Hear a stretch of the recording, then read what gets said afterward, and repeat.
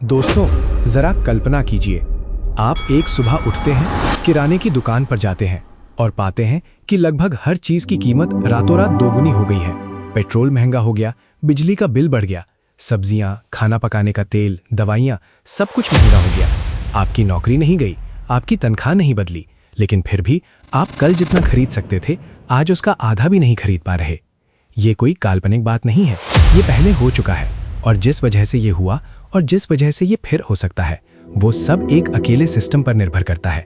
एक ऐसा सिस्टम जो इतना शक्तिशाली है, इतना गहराई से वैश्विक अर्थव्यवस्था में जड़ा हुआ है कि अधिकतर लोगों ने इसका नाम तक नहीं सुना। इसे कहते हैं पेट्रोडॉलर। और ये बात समझ लीजिए, पेट्रोडॉलर सिर्फ अमेरिका को प्रभावित नहीं करता, ये सिर्फ मध्य पूर्व के तेल संपन्न देशों को प्रभावित नहीं करता, ये आपको प्रभावित करता है। आपके पेट्रोल की कीमत, आपकी जेब में रखे रुपए की कीमत, दवाइयाँ, इलेक्ट्रॉनिक्स, खाना, इन सब का आयात, ये सब एक अदृश्य सिस्टम द्वारा चुपचाप नियंत्रित होता है। तो आज आइए समझते हैं कि पेट्रोडॉलर आखिर है क्या, ये कहाँ से आया, ये कैसे काम करता है और 50 साल में पहली बार ये गंभीर खतरे में क्यों है, और अगर ये ढह जाए तो दुनिया का और भारत का क्या होगा। पेट्रोडॉलर से पहले की दुनिया। पेट्रोडॉलर को समझने के लिए आपको पहले समय में पीछे जाना होगा। सन 1944 में द्वितीय विश्व युद्ध लगभग खत्म होने वाला है। मित्र राष्ट्र जीत रहे हैं और दुनिया बेताबी से ये समझने की कोशिश कर रही है कि युद्ध के बाद वैश्विक अर्थव्यवस्था कैसी दिखनी चाहिए। 44 देश अपने प्रतिनिधि भेजते हैं अमेरिका के न्यू हैम्पशायर राज्य के एक छोटे से शहर में, जिसका नाम है ब्रेटन वुड्स, और वहां एक ऐतिहासिक फैसला लिया जाता है।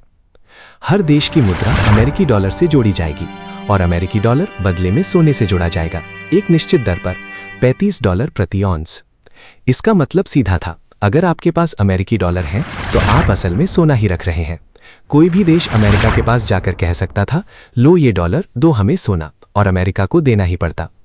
इस सिस्टम ने दशकों के युद्ध और अराजकता के बाद दुनिया को स्थिरता दी और इसने अमेरिकी डॉलर को दुनिया की निर्विवाद आरक्षित मुद्रा बना दिया। लेकिन यहाँ एक समस्या थी। इस सिस्टम के काम करने के लिए अमेरिका के पास वो सोना वाकई होना चाहिए था जिसका वो वादा कर रहा था, और 1960 के दशक के अंत तक वो सोना था ही नहीं।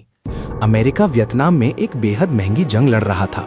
राष्ट्रपति लिंडन जॉनसन उसी समय घर पर महंगे सामाजिक कल्याण कार्यक्रम चला रहे थे, एक नीति जिसे कहा गया बंदूकें और मक्खन। सरकार कमाई से कहीं ज्यादा खर्च कर रही थी और इस कमी को पूरा करने के लिए वो उतने डॉलर छाप रही थी जितना सोना उसके पास था ही नहीं। दूसरे देशों को शक होने लगा। फ्रांस राष्ट्रपति शार्ल द गॉल के नेतृत्व में खास तौर पर संदिग्ध था। द गॉल ने मशहूर तौर पर एक फ्रांसीसी युद्धपोत न्यूयॉर्क के बंदरगाह भेजा, अमेरिकी तिजोरियों से फ्रांस का सोना वापस लाने के लिए। दूसरे देश भी यही करने लगे। अमेरिका का सोना तेजी से खाली हो रहा था और फिर आया वो पल जो सबको हिला देने वाला था। 15 अगस्त 1971 को राष्ट्रपति रिचर्ड निक्सन राष्ट्रीय टेलीविजन पर आए और कुछ ऐसा ऐलान किया जिसने पूरी दुनिया को चौंका दिया। मैंने सेक्रेटरी कोनाली को निर्देश दिया है कि डॉलर की सोने में परिवर्तनीयता को अस्थायी रूप से निलंबित कर दिया जाए। अस्थायी रूप से, हाँ बिल्कुल। वो अस्थायी निलंबन अब 53 साल से चल रहा है। इस घटना को निक्सन शॉक कहा जाता था। ब्रेटन वुड्स सिस्टम मर चुका था और उसके साथ दुनिया की आरक्षित मुद्रा के रूप में अमेरिकी डॉलर की तार्किक नींव भी ढह गई थी। तो 1971 में अमेरिका के सामने एक अस्तित्व का सवाल था। अगर डॉलर सोने से नहीं जुड़ा है तो कोई डॉलर क्यों चाहेगा? दुनिया अमेरिकी मुद्रा को भुगतान के रूप में क्यों स्वीकार करेगी? अमेरिका को डॉलर के लिए एक नया आधार चाहिए था, और जल्दी, और उसे वो मिला सबसे अप्रत्याशित जगह पर, रेगिस्तान में। पेट्रोडॉलर का जन्म। दोस्तों, 1970 का दशक सिर्फ मौद्रिक संकट का समय नहीं था, ये तेल संकट का भी समय था। 1973 में ओपेक के अरब सदस्यों ने, यानी पेट्रोलियम निर्यातक देशों के संगठन ने, यौम किपुर युद्ध के दौरान इजराइल को अमेरिकी समर्थन के बदले में अमेरिका के खिलाफ तेल प्रतिबंध की घोषणा की। रातों रात तेल की कीमतें 4 गुना हो गईं। अमेरिकी पेट्रोल पंपों पर घंटों लाइन में लगते रहे। अर्थव्यवस्था डगमगाने लगी। ये अमेरिका के लिए एक चेतावनी थी। तेल सिर्फ ऊर्जा नहीं था, तेल ताकत था। और तेल की दुनिया के केंद्र में था एक देश, सऊदी अरब, दुनिया का सबसे बड़ा तेल निर्यातक, ओपेक का वास्तविक नेता। 1974 में अमेरिकी विदेश मंत्री हेनरी किसिंजर रियाद गए और बंद कमरों में अमेरिका और सऊदी अरब के बीच एक असाधारण समझौता हुआ। इस समझौते की बातें इतनी संवेदनशील थीं कि वो 41 साल तक गुप्त रहीं और 2016 में जाकर सामने आईं। समझौते में क्या था? सऊदी अरब अपना तेल केवल अमेरिकी डॉलर में बेचेगा, कोई दूसरी मुद्रा नहीं। दुनिया के हर देश को सऊदी तेल का हर बैरल डॉलर में भुगतान। बदले में अमेरिका ने 2 वादे किए। पहला, वो सऊदी अरब को सैन्य सुरक्षा देगा। दूसरा, वो सऊदी अरब को अपनी अतिरिक्त तेल आय यानी पेट्रो डॉलर अमेरिकी ट्रेजरी बॉन्ड में निवेश करने की अनुमति देगा, यानी पैसे वापस अमेरिका को उधार देना। ये भू राजनीतिक इंजीनियरिंग की एक मास्टर स्ट्रोक थी। सोचिए इसका मतलब क्या था। अगर सऊदी अरब सिर्फ डॉलर में तेल बेचता है और दुनिया के हर देश को तेल चाहिए, तो दुनिया के हर देश को डॉलर चाहिए। जापान को तेल खरीदना है, पहले डॉलर लाओ। जर्मनी को तेल चाहिए, डॉलर। भारत को तेल चाहिए, डॉलर। अचानक पूरी दुनिया को अमेरिकी मुद्रा की एक स्थायी संरचनात्मक जरूरत हो गई। इसलिए नहीं कि वो सोने से जुड़ी थी, बल्कि इसलिए कि यही एकमात्र मुद्रा थी जो दुनिया की सबसे जरूरी वस्तु खरीद सकती थी। डॉलर को उसका नया आधार मिल गया था, सोना नहीं बल्कि काला सोना। और जल्द ही दूसरे ओपेक देश भी इस व्यवस्था में शामिल हो गए। पेट्रो डॉलर सिस्टम का जन्म हो गया। पेट्रो डॉलर वास्तव में कैसे काम करता है? अब आइए समझते हैं ये सिस्टम ठीक कैसे काम करता है, क्योंकि ये एक खूबसूरती से और कुछ हद तक निर्दयता से डिजाइन किया गया चक्र है। पहला चरण, सऊदी अरब, यूएई, कुवैत, इराक जैसे तेल उत्पादक देश दुनिया को तेल बेचते हैं डॉलर में। दूसरा चरण, इन देशों के पास अमेरिकी डॉलर का विशाल भंडार जमा हो जाता है, इससे कहीं ज्यादा जितना वो घर पर खर्च कर सकते हैं। इन्हें कहते हैं पेट्रो डॉलर। तीसरा चरण, वो इन सब डॉलर का क्या करते हैं? वो उन्हें वापस अमेरिकी अर्थव्यवस्था में निवेश करते हैं, मुख्य रूप से अमेरिकी ट्रेजरी बॉन्ड खरीदकर। इसे कहते हैं पेट्रो डॉलर रिसाइकलिंग। चौथा चरण, अमेरिकी ट्रेजरी बॉन्ड में पैसे की ये भारी आमद अमेरिकी ब्याज दरों को कम रखती है, यानी अमेरिका सस्ते में उधार ले सकता है, यानी अमेरिका कमाई से ज्यादा खर्च कर सकता है, लगातार दशकों तक। पांचवा चरण, ये खर्च अमेरिकी अर्थव्यवस्था को शक्ति देता है, जो डॉलर को मजबूत बनाता है, जो डॉलर में वैश्विक भरोसे को और पक्का करता है, जिसका मतलब है कि देश अपने विदेशी मुद्रा भंडार डॉलर में रखते रहते हैं और चक्र चलता रहता है। दोस्तों, ये सिर्फ एक वित्तीय व्यवस्था नहीं है, ये अमेरिकी वैश्विक वर्चस्व का इंजन है, क्योंकि इससे और भी बहुत कुछ संभव होता है। अमेरिका भारी व्यापार घाटा चला सकता है, यानी वो निर्यात से कहीं ज्यादा आयात करता है, बिना सामान्य परिणाम भुगते। आमतौर पर जब कोई देश निर्यात से ज्यादा आयात करता है तो उसकी मुद्रा कमजोर होती है, मुद्रास्फीति बढ़ती है, आर्थिक तकलीफ होती है। लेकिन अमेरिका को ये उसी तरह नहीं झेलना पड़ता, क्योंकि भले ही वो घाटे में चले, दुनिया को तेल के लिए डॉलर चाहिए ही, तो डॉलर की मांग कृत्रिम रूप से ऊंची बनी रहती है और अमेरिका खर्च करता रहता है। यही है जिसे फ्रांसीसी अर्थशास्त्री वैलेरी जिस्कार्ड डेस्टेंग ने एक बार अमेरिका का असाधारण विशेषाधिकार कहा था। अमेरिका कागज छापता है और दुनिया उसे असली सामान देती है, तेल, इलेक्ट्रॉनिक्स, कारें, कपड़े। वो कागज के बदले में जिसे बनाने में लगभग कुछ नहीं लगता। भारत जैसे देशों पर असर।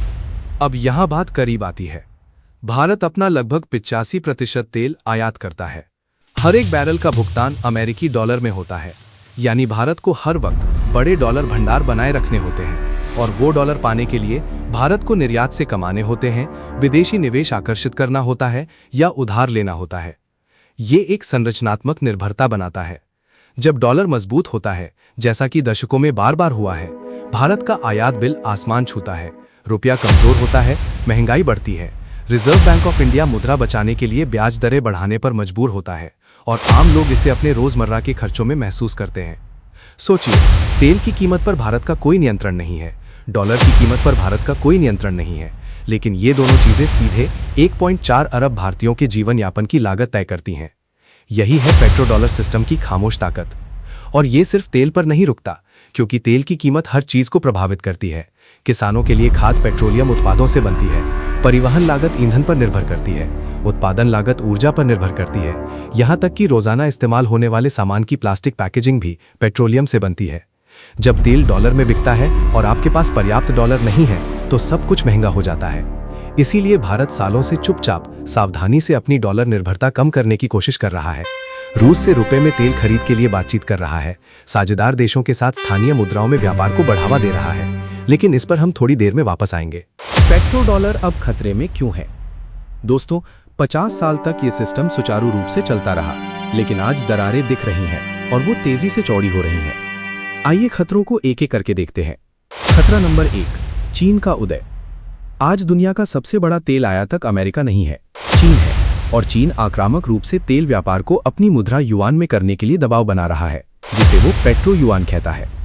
2018 में चीन ने शंघाई इंटरनेशनल एनर्जी एक्सचेंज पर युआन आधारित तेल वायदा अनुबंध शुरू किए। पहली बार तेल डॉलर के अलावा किसी और मुद्रा में खरीदा बेचा जा सकता था। और यहाँ सबसे अहम बात यह है, चीन ने इन अनुबंधों पर सोने में परिवर्तनीयता की पेशकश की। याद है ब्रेटन वुड्स? चीन वही पेश कर रहा था जिसे अमेरिका ने 1971 में छोड़ दिया था, एक ऐसी मुद्रा जो किसी असली चीज से जुड़ी हो। सऊदी अरब ध्यान से देख रहा था। खतरा नंबर 2, सऊदी अरब की बदलती निष्ठाएं।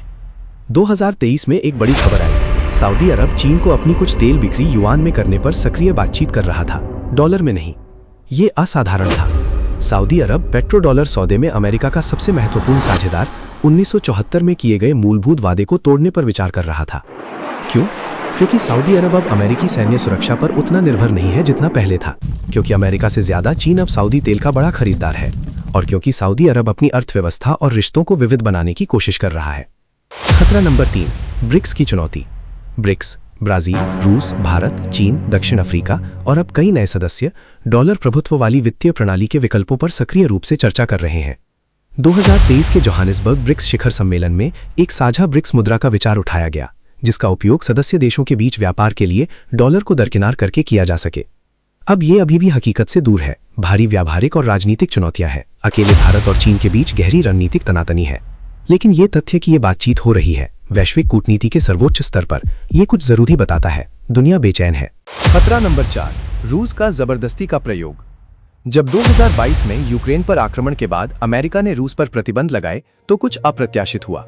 रूस डॉलर सिस्टम से कट गया। वो स्विफ्ट वैश्विक डॉलर आधारित भुगतान नेटवर्क इस्तेमाल नहीं कर सकता था, तो रूस मजबूरन विकल्प ढूंढने पर लग गया और उसे मिल गए। रूस ने भारत और चीन को रुपए और युआन में तेल बेचना शुरू किया और व्यापार चला, अपूर्ण रूप से, कई जटिलताओं के साथ, लेकिन चला, जिसने बाकी दुनिया को एक जरूरी बात साबित कर दी। डॉलर मुक्त तेल व्यापार संभव है। अगर पेट्रो डॉलर ढह जाए तो क्या होगा? अब वो सवाल जो सब जोर से पूछने से डरते हैं। अगर पेट्रो डॉलर सिस्टम टूट जाए तो वास्तव में क्या होता है? इस बारे में ईमानदार रहते हैं। परिणाम चौंका देने वाले होंगे और वो दुनिया के हर कोने तक लहरें भेजेंगे।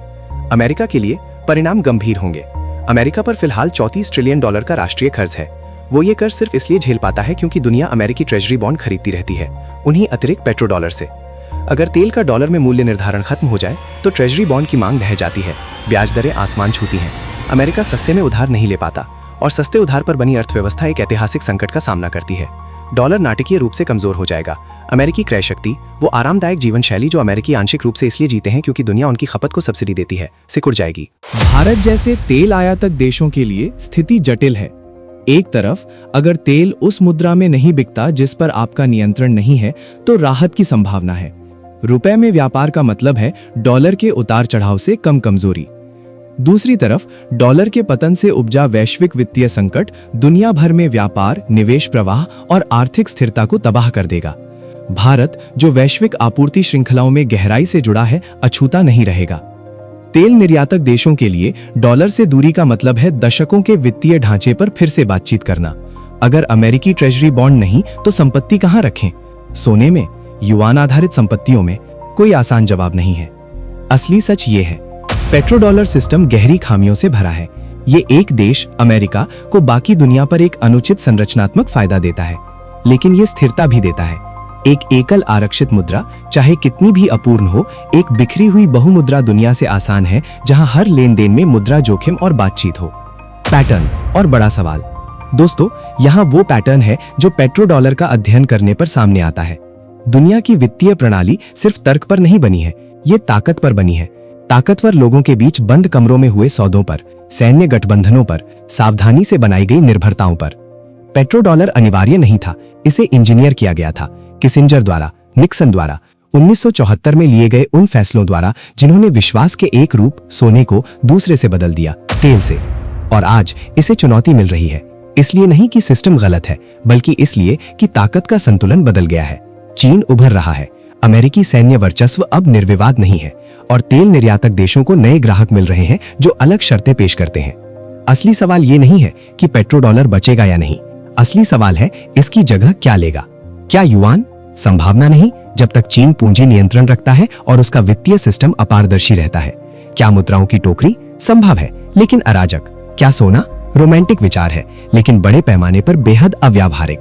क्या कोई डिजिटल मुद्रा, शायद कोई सेंट्रल बैंक डिजिटल करेंसी या ब्लॉकचेन आधारित सेटलमेंट सिस्टम? इस पर दुनिया भर के अर्थशास्त्री और नीति निर्माता तेजी से चर्चा कर रहे हैं। जवाब अभी लिखा नहीं गया है और ये बदलाव जैसे भी हो आधुनिक आर्थिक इतिहास की सबसे महत्वपूर्ण घटनाओं में से एक होगा। और जब तक दुनिया के नेता बंद कमरों में ये सब तय करते हैं, आप और मैं इसके नतीजे भुगतेंगे। पेट्रोल की कीमतों में, मुद्राओं के मूल्य में, दवाइयों और खाने की लागत में, नौकरियों में, उस अर्थव्यवस्था की स्थिरता या अस्थिरता में जिसके भीतर हम जीते हैं। दोस्तों, पेट्रो डॉलर सिर्फ एक वित्तीय शब्द नहीं है, ये उस दुनिया की अदृश्य संरचना है जिसमें हम जीते हैं। इसे समझना आपको निराशावादी नहीं बनाता, ये आपको जागरूक बनाता है। क्योंकि एक जागरूक नागरिक जो समझता है कि कीमतें क्यों बढ़ती हैं, मुद्राएं क्यों गिरती हैं, दुनिया के दूसरे कोने में हुई भू राजनीतिक घटनाएं उनकी रोजमर्रा की जिंदगी को कैसे प्रभावित करती हैं, वो बचत, निवेश और भविष्य के बारे में कहीं बेहतर फैसले ले सकता है। अगर ये वीडियो आपको उपयोगी लगा तो यहाँ क्लिक करें ट्रंप के टैरिफ वॉर को समझने के लिए और ये देखने के लिए कि ये अमेरिका की आर्थिक वर्चस्व बनाए रखने की व्यापक रणनीति से कैसे जुड़ा है, क्योंकि ये कहानियां गहराई से एक दूसरे से जुड़ी हैं। बहुत बहुत धन्यवाद। अगले वीडियो में मिलते हैं।